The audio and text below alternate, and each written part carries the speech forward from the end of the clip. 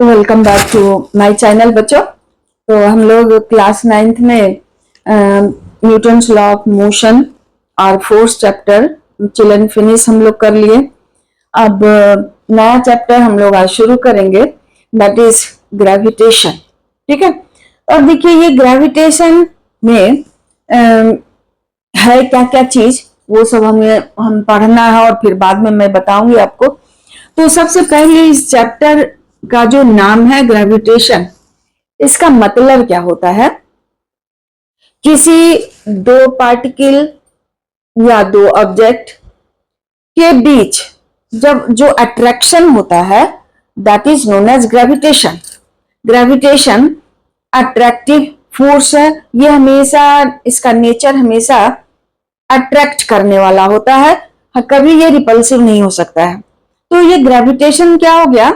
The attraction between any two particle और any two object is called gravitation.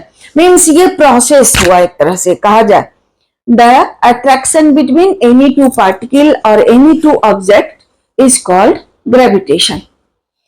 उसके बाद next term है छोटा सा, force of gravitation.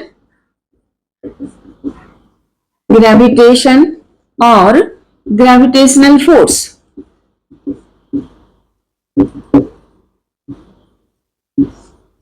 Gravitational force, force of gravitation और gravitational force. तो the force of attraction between any two object और any two particle, कोई भी ऑब्जेक्ट बड़ा हो छोटा हो, बट ग्रेविटेशन जब हम कंसीडर करते हैं तो any two object about having same mass को हम लोग ग्रेविटेशन नाम देते हैं। तो ये ग्रेविटेशनल फोर्स ऑफ ग्रेविटेशन या ग्रेविटेशनल फोर्स किसको कहिएगा? The force of attraction between any two particle, any two object having about same mass is called gravitational force. The force of attraction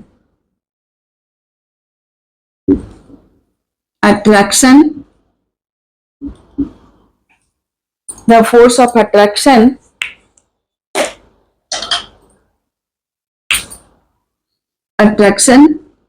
between any two particle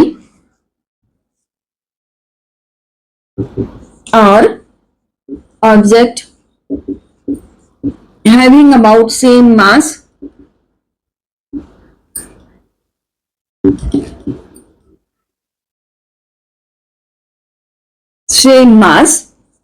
is called gravitational force.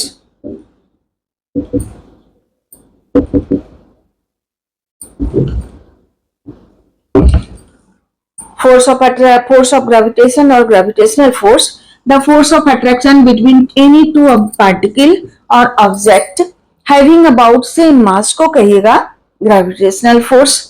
अब दूसरा एक term आता है gravity. Gravity and next term आता है gravity, force of gravity.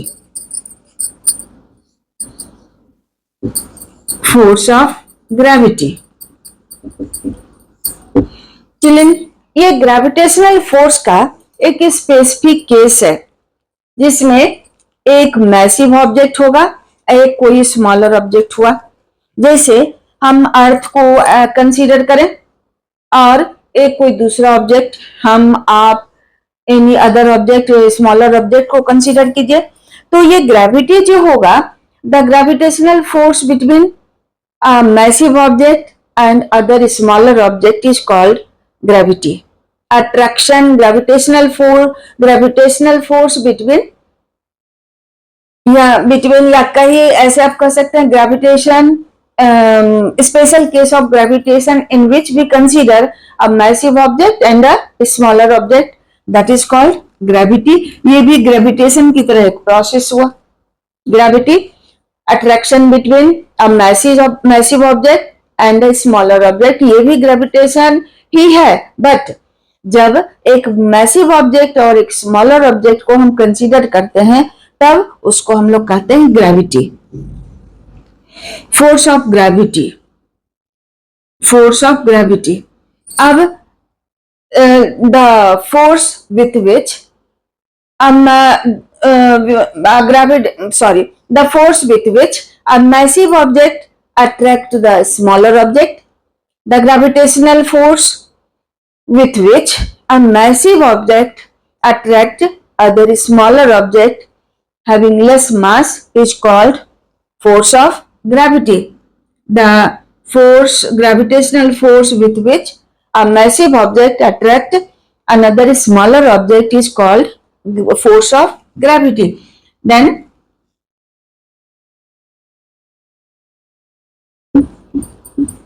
gravitational force between a massive object and a smaller object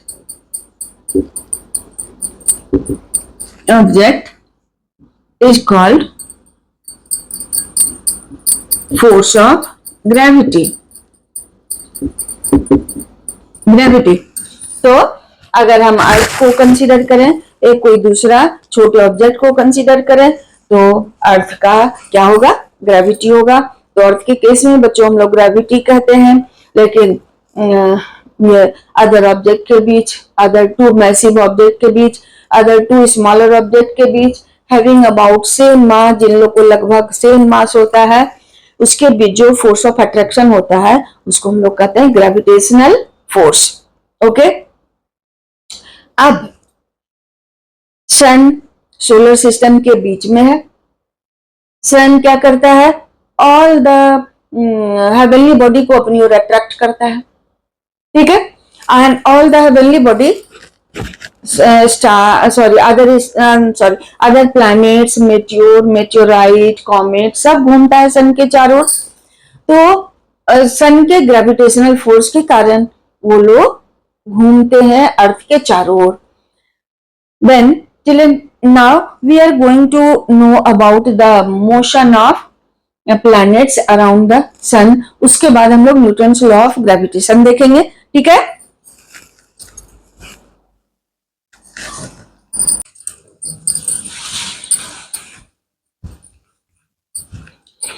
तो बच्चों वो प्लैनेट के मोशन को, सन के चारों ओर प्लैनेट के मोशन को समझाने के लिए मैं एक एक्टिविटी आपको दिखा रही हूँ। ये जो स्मॉल बॉल है, मेटल बॉल, इसको हमने धागे से बांध दिया। इसको अपने फिंगर के चारों ओर मैं रोटेट करा रही हूँ। तो बच्चों जब तक मैं इसे फिंगर की ओर खींचे नहीं रहूंगी, जब तक इस पर हम अपने फिंगर की ओर फोर्स नहीं लगाएंगे, तब तक ये तभी तक ये रोटेट करेगा। जब तक हम इसको फिंगर की ओर खींचे रहेंगे तभी तक ये रोटेट करेगा। नहीं तो क्या होगा? जैसे हम छोड़ दिए इसको तो ये टेंजेंशियली, कहने का मतलब जिस पॉइंट पर छोड़ेंगे उस पॉइंट पर वो सीधे चला जाएगा, ठीक है। क्योंकि इसका डायरेक्शन ऑफ मोशन हमेशा चेंज होते रहता है, तो इसीलिए वो सर्कुलर पाथ पर घूमता है हमेशा। हर इंस्टेंट में डायरेक्शन इसका चेंज होगा। तो ये किस कारण होता है? क्योंकि ये हम फिंगर की ओर इस पर एक फोर्स लगाए हुए हैं जिसको हम लोग कहते हैं centripetal force. Centripetal force, centre seeking force इसको कहते हैं। और अगर ये सेंट्रीपीटल फोर्स नहीं लगे तो ऑब्जेक्ट क्या होगा? टेंजेंशियली ये चला जाएगा। क्योंकि ऐसे भी तो हम लोगों ने पढ़ा है कि कोई ऑब्जेक्ट पर अगर एक्सटर्नल अनबैलेंस फोर्स नहीं लगे तो वो क्या होगा? जैसे है वैसे चलता रहेगा। तो क्या होगा? जिस पॉइंट पर इसको हम छोड़ेंगे वो उसी पॉइंट पर सीधा चलता चला जाएगा। लेकिन इसका डायरेक्शन क्यों चेंज होता है? क्योंकि हम इस पर एक सेंट्रीपीटल फोर्स लगता है, सेंटर की ओर लगने वाला फोर्स लगता है, जिसके कारण ये मेरे फिंगर के चारों ओर रोटेट कर रहा है। इसी तरह की बात होती है सन और दूसरे प्लैनेट के बीच। सन क्या करता है, सभी प्लैनेट पर सेंटर की ओर फोर्स लगाता है। मान लीजिए ये हमारा सन है और ये एक ऑर्बिट है जिस पर ये प्लैनेट है कोई, तो प्लैनेट को पर सन की ओर एक फोर्स लगता है जिसको आप कहते हैं सेंट्रीपिटल फोर्स। अगर ये फोर्स नहीं लगे तो ये प्लैनेट क्या होगा, इधर चला जाएगा। इस तरह के पाथ को, इस तरह के लाइन को हम लोग टेंजेंट कहते हैं। कैसा लाइन को कहिएगा, सर्किल को के किसी एक पॉइंट को टच करने वाला लाइन जो कि रेडियस से 90 डिग्री का कोण बनाता है, इसको हम लोग टेंजेंट कहते हैं। तो अगर ये इस प्लैनेट पर सन के कारण एक सेंट्रीपिटल फोर्स नहीं लगे तो प्लैनेट टेंडेंशियली सीधे स्ट्रेट लाइन में चलता चला जाएगा। तो सन के चारों ओर प्लैनेट के मोशन का और अदर हेवनली बॉडी के मोशन का रीजन है सेंट्रीपिटल फोर्स। इसको हम लोग सेंटर सीकिंग फोर्स कहते हैं। इसका नाम हो गया centripetal force. Centripetal force, centre seeking force.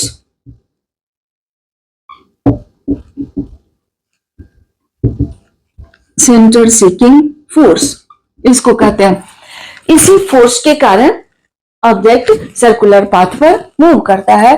तो formula for centre seeking,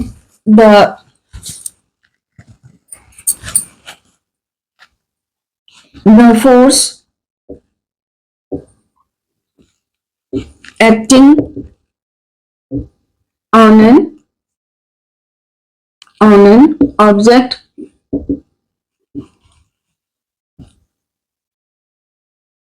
towards the center of circle, the force acting on an object towards the center of the circle. First we tell force acting on an object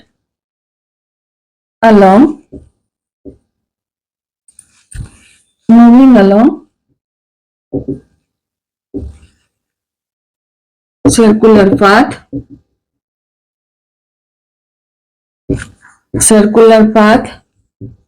towards the center of circle.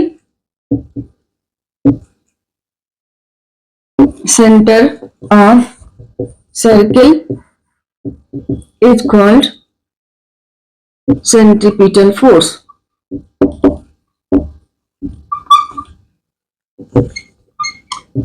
Centripetal force हो गया।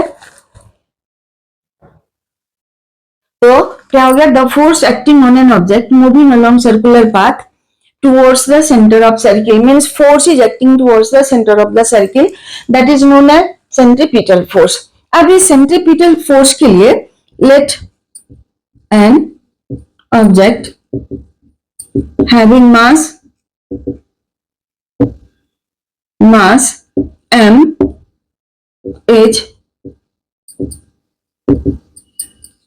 moving along circular path of radius r.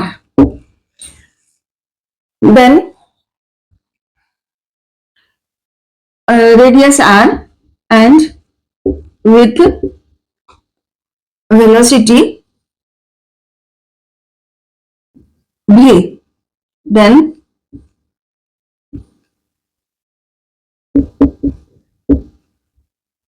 Centripetal force के लिए formula हो गया mv square by r, जहां m mass of the moving object, v उसका velocity है और r radius of the circle है।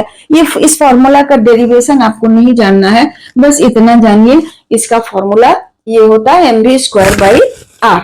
ठीक है, आई बात समझ में।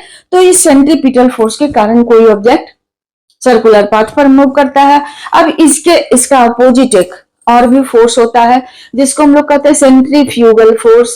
सेंट्रीफ्यूगल, सेंटर से बाहर की ओर लगने वाला फोर्स।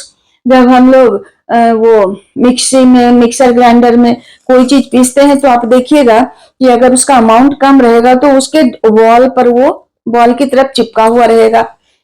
अगर आप वॉशिंग मशीन में कपड़ा स्पिन करने देते हैं या वॉश करने देते हैं तो फाइनली लास्ट में जब आप निकालने जाइएगा तो देखिएगा दीवार में उसके वॉल की तरफ कपड़ा चिपका हुआ है।